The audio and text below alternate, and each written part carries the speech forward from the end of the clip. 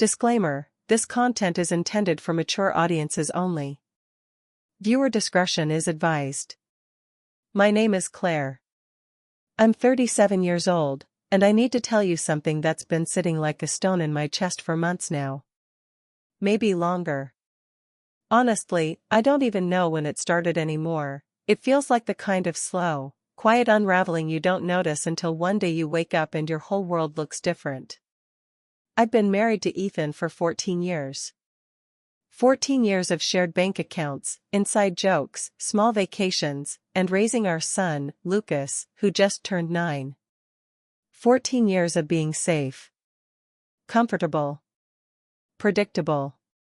And for a long time, that was enough. I met Ethan when I was 23, fresh out of grad school, full of wide-eyed ambition. He was a few years older, already stable in his career, with a steadiness that pulled me in. He made me feel grounded, desired. I still remember the way he used to brush my hair behind my ear when we'd talk at parties, like I was the only person in the room who existed. He touched me like I was something precious. I craved him. We would spend entire weekends tangled up in each other, barely leaving the apartment. Everything about him excited me, his voice in the dark, the warmth of his hand sliding beneath my shirt, his breath hot against my neck as he whispered my name. We fit. But life, as everyone warns you, is good at wearing people down. The job promotions came. The mortgage. The endless school forms. The appointments. The stress. Now, when Ethan touches me, it feels different. Like muscle memory. Last night, he kissed me when he came home, one of those rushed, automatic pecks on the lips, his hand squeezing my shoulder as if checking a box. I tried to linger, to pull him in just a little closer, but he was already stepping away, distracted, scrolling through his phone. The way his hand slid off my arm felt more like a shrug than an embrace. It wasn't always like this. I still try. I light the candles when I know he's had a rough day. I buy that wine he used to love.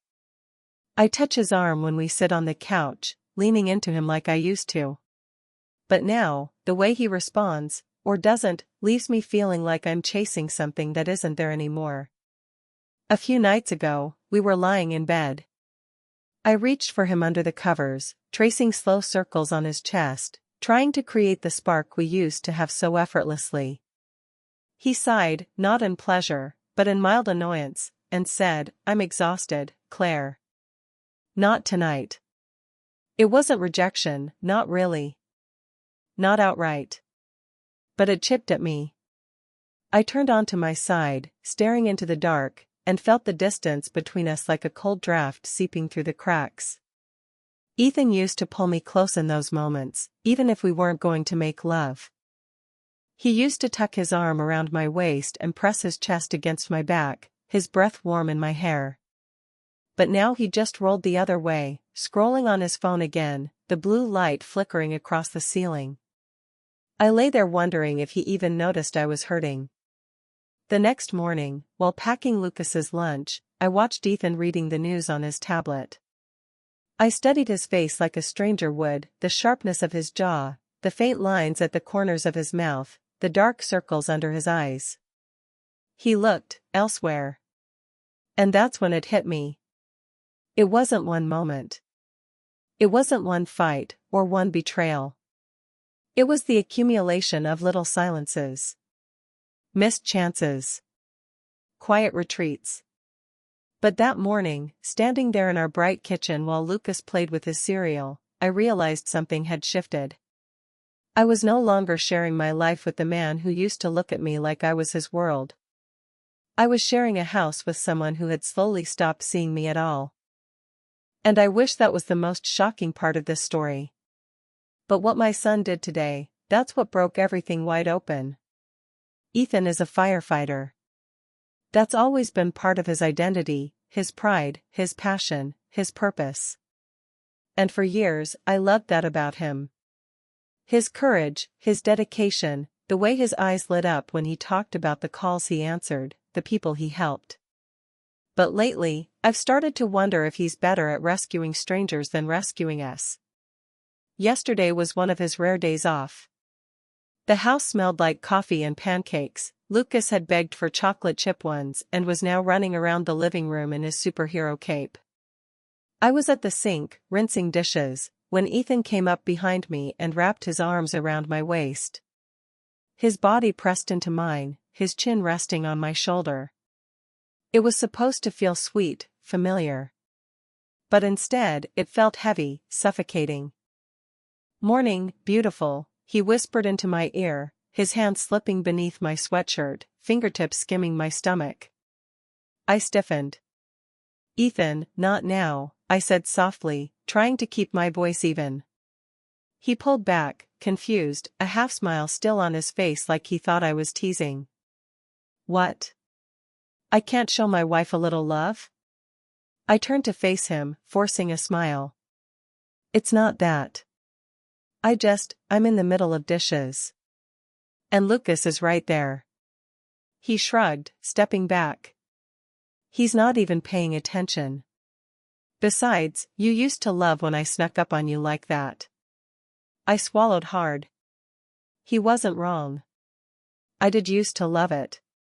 But something was different now, and I didn't know how to explain it in a way that wouldn't sound like I was rejecting him. It's not that I didn't want him. I wanted us.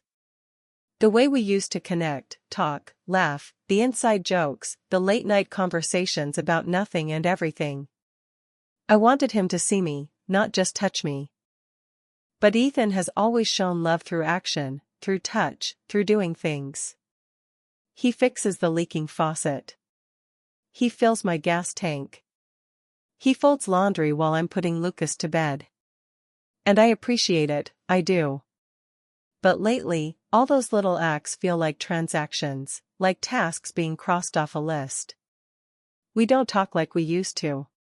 That afternoon, while Lucas was playing in his room, I tried again. I sat beside Ethan on the couch, legs tucked under me, facing him. "Can we talk for a minute?" He glanced up from his phone, surprised. "Of course. Everything okay?" I hesitated. "I've been feeling distant lately." "From you?"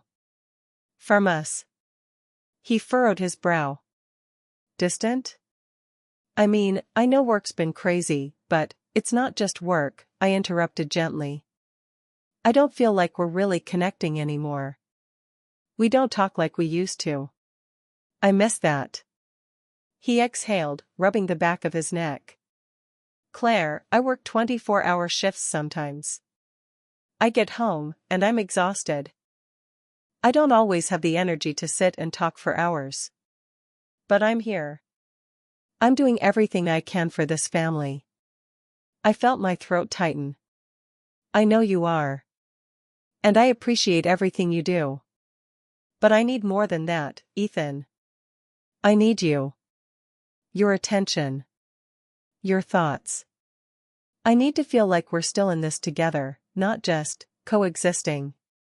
He stared at me for a moment, his face unreadable. "You're saying I'm not enough." "No," I said quickly.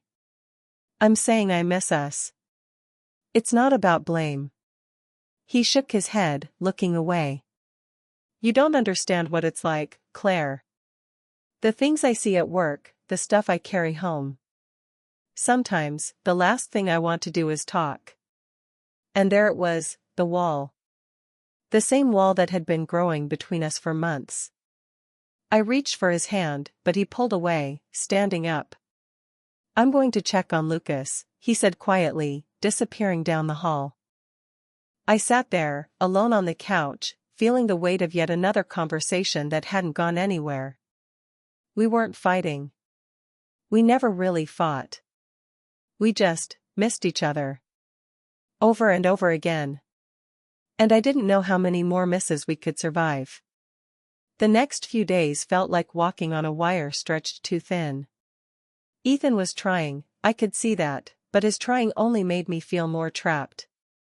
It was Saturday morning, and Lucas was at his friend's house for a sleepover. We hadn't been alone like this in weeks, and Ethan saw it as an opportunity. I was folding laundry in our bedroom when he came up behind me, wrapping his arms around my waist again, like he always does. His chin rested on my shoulder, his breath was warm against my neck. "House is quiet," he murmured, voice low and suggestive. "Finally." I forced a laugh. "Yeah, finally." His hand slid lower, resting on my hips. My stomach tensed. I tried to keep folding, pretending I didn't notice the way his thumbs traced slow circles over my jeans. We could take advantage of it. He kissed my neck, lips brushing just beneath my ear, the same spot that used to make my breath catch years ago. Now it just made me stiffen. I wanted to want him. God, I wanted to want him. But instead, my mind spiraled. Is this all we are now? Do we ever just sit and talk? Can we be close without this being the endgame? I gently pulled his hands off my waist and turned to face him. "Ethan, maybe not right now." His expression faltered for a second before he plastered on that patient smile, the one that somehow made me feel even guiltier. "Claire, it's been weeks. I miss you." I swallowed. "I know. I'm not in the right headspace." He stepped closer, searching my face. "You've been saying that a lot lately. Is it me? Did I do something?" The question landed like a stone in my chest. I shook my head quickly. No. It's not you. I've been overwhelmed. Work's been stressful. Everything's been so busy." His brow furrowed, frustrated but trying not to show it. "I'm trying, Claire. I do everything I can to show you I love you. And that was the problem, wasn't it?" He thought love was fixing the garbage disposal, rubbing my shoulders for 30 seconds before reaching for my bra strap, or giving me that same familiar kiss when he got home, lips brushing mine like a formality. He leaned in then, cupping my face gently. His lips met mine, warm and soft, but all I felt was the weight of my own detachment. I kissed him back because I didn't want to hurt him. Because I loved him.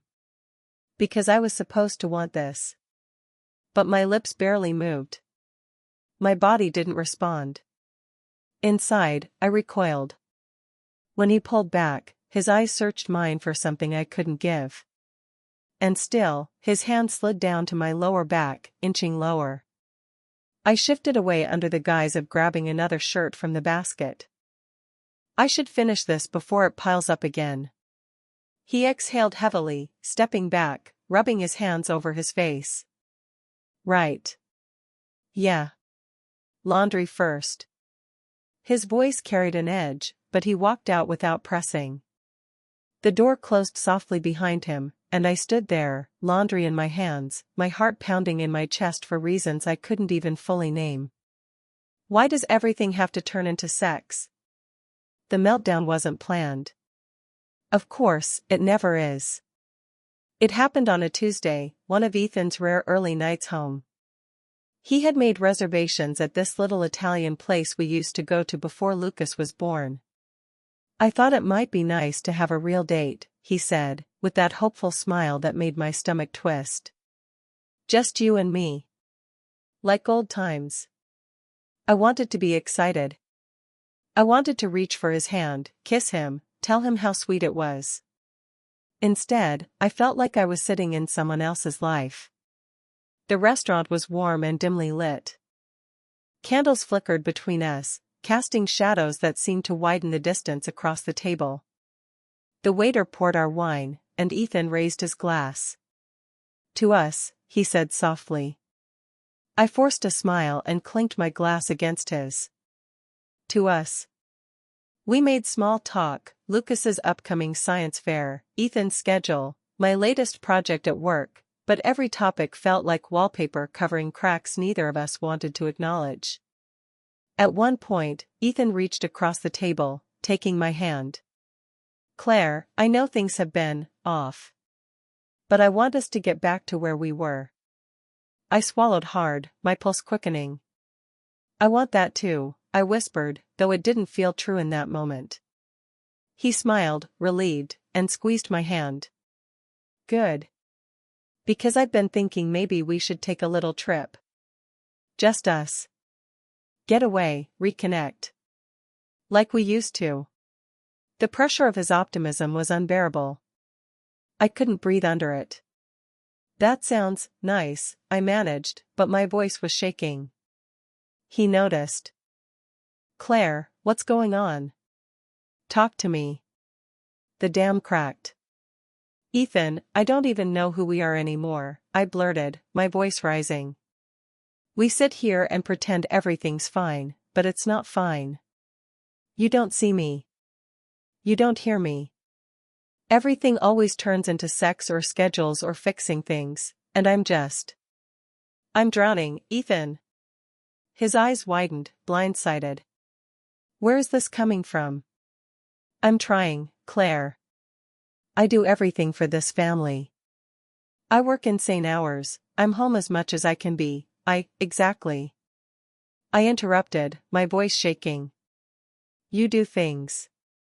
But you don't listen. You don't ask me how I'm feeling, what I need. You think folding the laundry is intimacy. His face flushed, anger flaring now.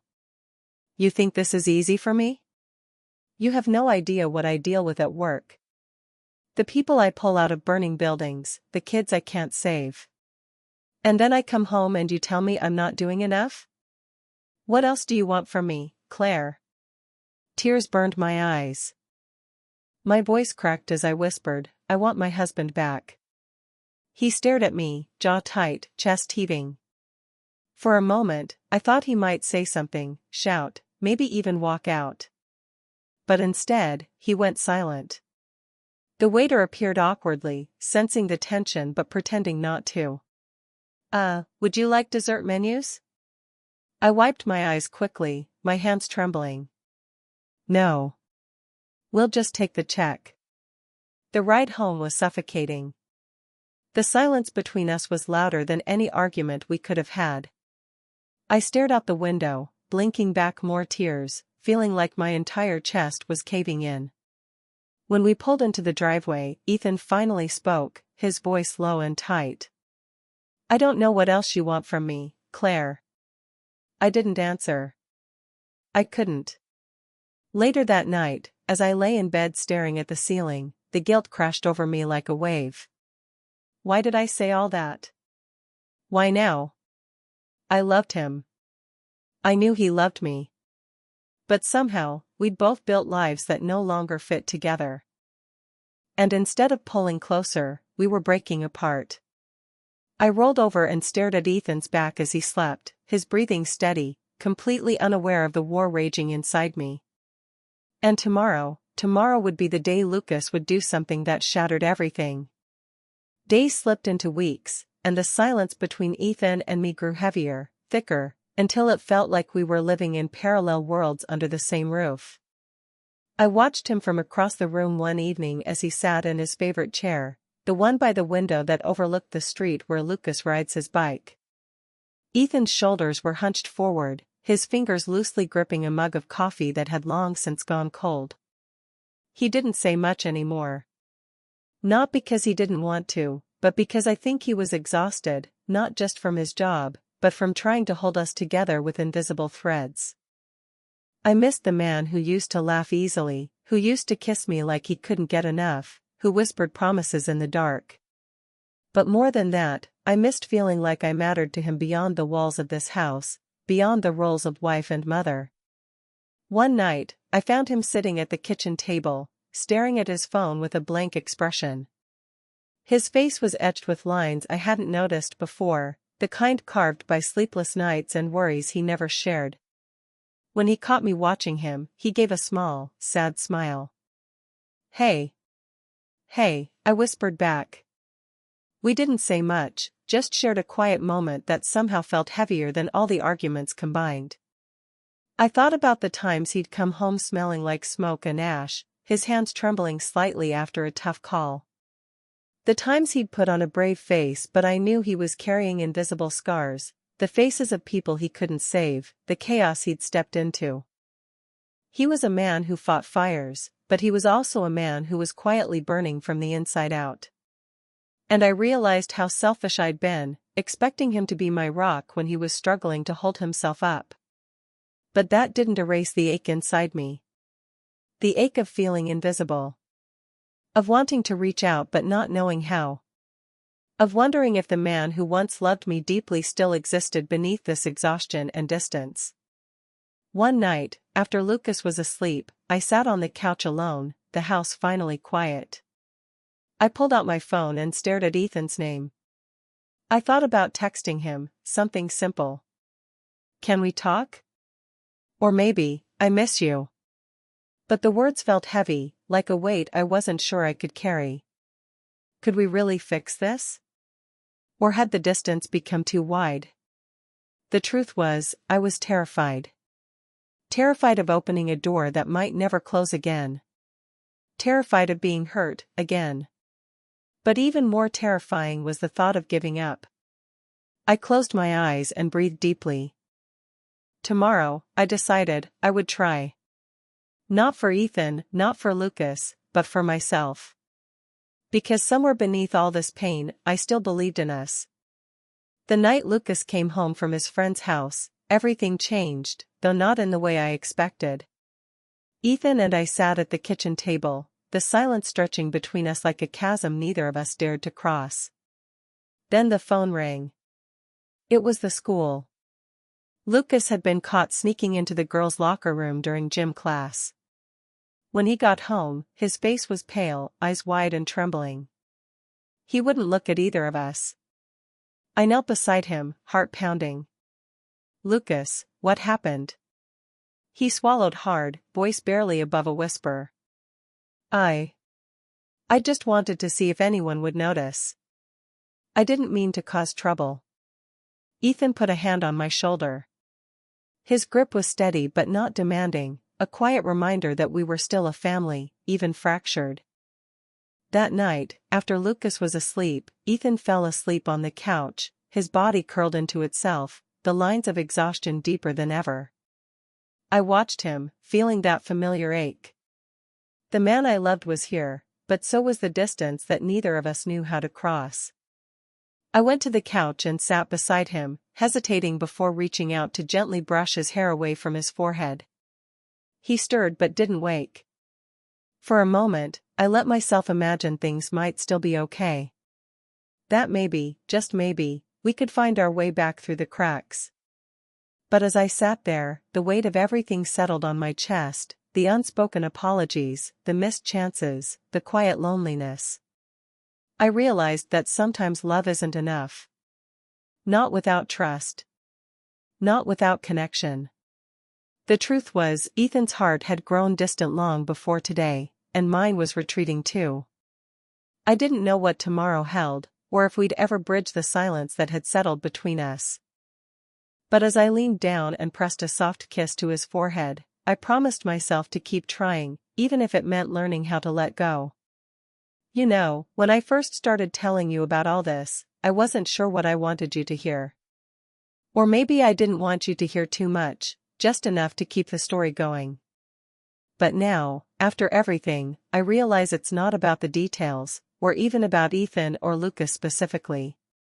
It's about what happens when love gets tangled with silence and fear. I'm Claire. I'm 38. And for a long time I thought love was enough. That if you loved someone hard enough, you could fix anything. But here's what I learned: love alone can't save you if you lose sight of who you are. When Ethan and I met, we were two people who wanted to burn bright together. We laughed in the rain, stayed up all night talking, touched each other like we were afraid to let go. Our passion felt like a promise, that no matter what, we had each other. But years slipped by, and the promise started to feel more like a question. I lost myself somewhere between the chores and the exhaustion and the I'm fine-s that weren't fine at all. I began to hide behind polite smiles and soft refusals, pretending everything was okay while I withered inside. Ethan tried. God knows he tried. But he showed his love the way he knew how, through touch and doing things. And when I couldn't meet him there, when I needed more than just his hands or his tasks, we both started to feel invisible. What I craved was emotional intimacy. The kind that doesn't rush to the bedroom but lingers in the kitchen, in the late-night talks, in the space where two people let their guard down without fear. But that kind of intimacy requires vulnerability. And vulnerability is terrifying. Because it means risking rejection, misunderstanding, and sometimes, heartbreak. I think what hurt most was realizing that Ethan and I were both hurting in our own ways, both trapped behind walls built of fear and exhaustion, and neither of us knew how to tear them down without hurting the other. I felt guilty for wanting more, for wanting him to see me, not just the wife or the mom or the checklist of daily life. He felt guilty for not being able to be the man I wanted, for carrying the weight of his job and the silence that came with it. And somewhere in the middle of all that guilt, we drifted apart. When Lucas did what he did, when the truth came out, it shattered our fragile illusion of normal. But it also forced me to face the truth about myself and about what I needed. I had to ask myself, was I willing to keep fighting for a love that was slipping through my fingers? Or was I ready to walk away and find myself again, even if it meant starting over alone? The answer wasn't simple. Because love isn't a straight line. It's jagged and messy, and sometimes, it's not enough to just want it. You have to want the work, the hard, painful, exhausting work of rebuilding, forgiving, and being honest. So, did Ethan stay? Did we fix what was broken? I can't tell you that we have all the answers. But I can tell you this, I chose to start with myself. To heal the parts I'd buried. To stop hiding behind silence. I learned that desire isn't just about physical touch, it's about feeling safe enough to be seen, to be heard, to be understood without judgment. And that sometimes, the most courageous thing you can do is to let go of what you thought love should be, so you can embrace what it truly is. If you take anything from my story, please take this: love can be fierce and fragile all at once. It can lift you up and break you down. But above all, love has to be real. Real enough to hurt. Real enough to heal. Real enough to set you free. So, wherever you are in your own story, remember, you are not alone. And sometimes, the hardest heartbreak leads to the deepest kind of freedom. Thank you for listening.